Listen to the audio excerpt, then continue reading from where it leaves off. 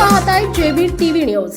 बातमीत सत्यता हीच आमची ओळख। मधमाशांचा भीषण हल्ला, शेतकरी साहेबराव ठाकूर यांचा दुर्दैवी मृत्यू। शेतात काम करताना अचानक हल्ला, मधमाशांनी घेतला शेतकऱ्याचा जीव।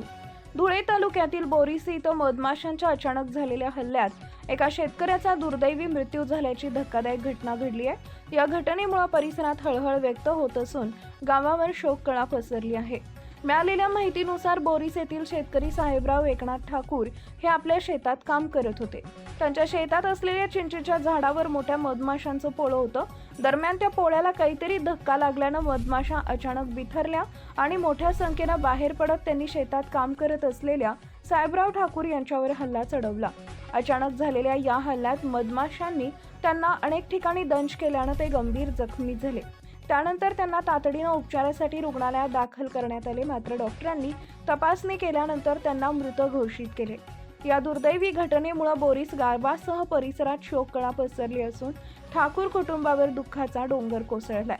गावकऱ्यांनीही या घटनेबद्दल तीव्र हळहळ व्यक्त केली आहे। शेतात काम करताना अशा प्रकारच्या नैसर्गिक धोक्यांपासून सावधगिरी बाळगण्याची गरज असल्याची चर्चा परिसरात होत आहे। मुख्य संपादक जतीन बोरसे।